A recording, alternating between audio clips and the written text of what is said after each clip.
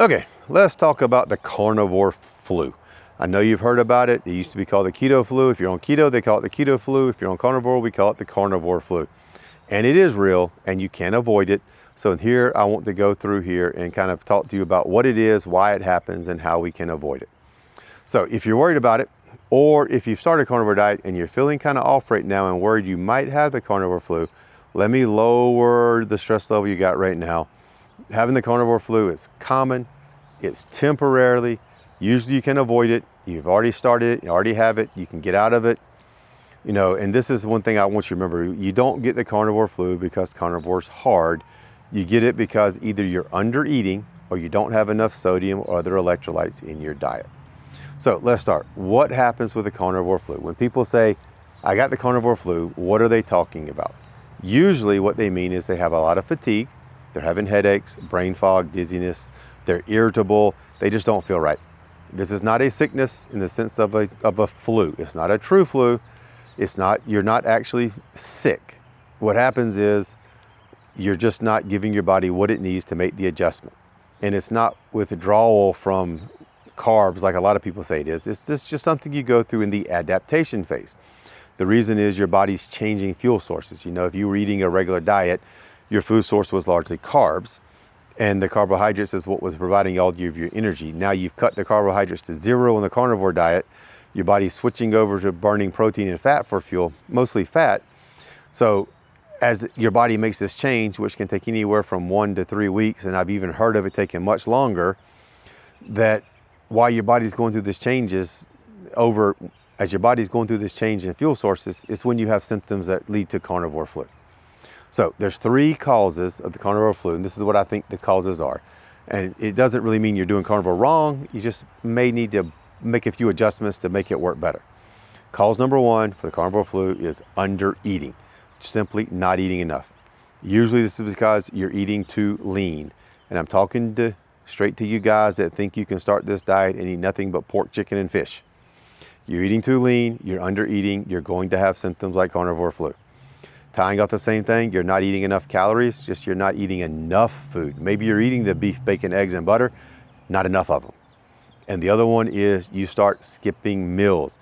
You think it's a good idea to start on day 2, intermittent fasting, on eating 2 meals a day.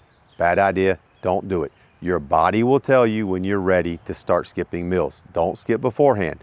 First 2 or 3 weeks, you need all the food you can get. Honestly, you need to be overeating the first couple of weeks rather than undereating. It'll help you out a lot. Number 2 cause, not enough fat in your diet. Protein alone is not enough on carnivore. Fat is what drives your energy here. And I need to make a video on this and do a little more research on it, but there was a group of people back, I think it was the late 1800s, they got caught by the weather and they didn't have access to food and couldn't get to where they were going.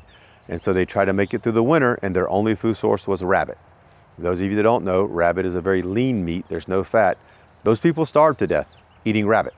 Protein only was not enough to keep them from starving to death. And I'm gonna make a note to go back and look at this study. And if I can find the link to it, I'll drop it in one of the comments below so you guys can go read it too. But protein only is not gonna work for you. You've got to have fat. Number 3 cause of the carnivore flu is low sodium, simply not having enough salt. When you stop eating carbohydrates, your insulin drops. It tells your kidneys to stop holding on to sodium. Sodium's going to start leaving your body. When your sodium drops, your symptoms show up fast. All right, none of these 3 things that happen are failures on your part. It's just you're not quite 100% on where you should be on the carnivore diet, and the fixes to these 3 things are very, very simple. Problem number 1 was undereating.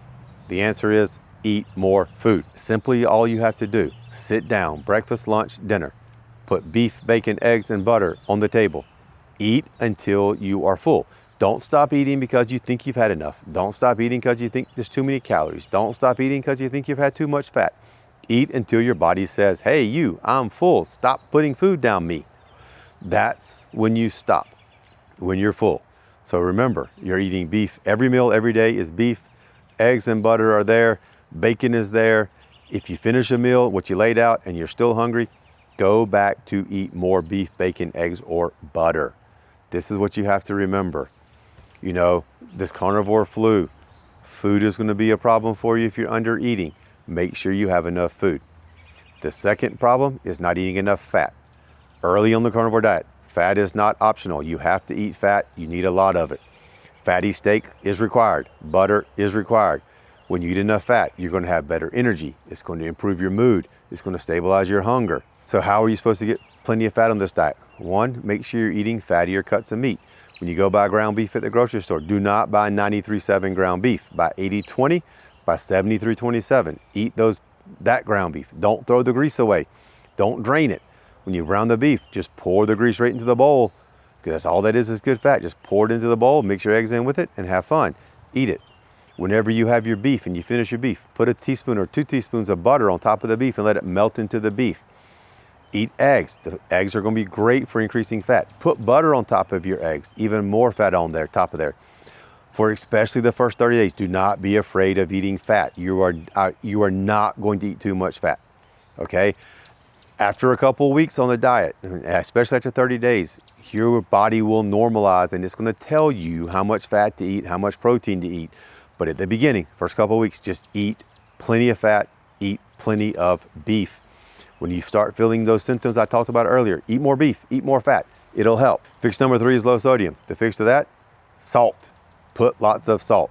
When you have beef, salt your beef. When you eat eggs, salt your eggs. Salt it when you cook it. Salt it when you're done. Salt it before you eat it.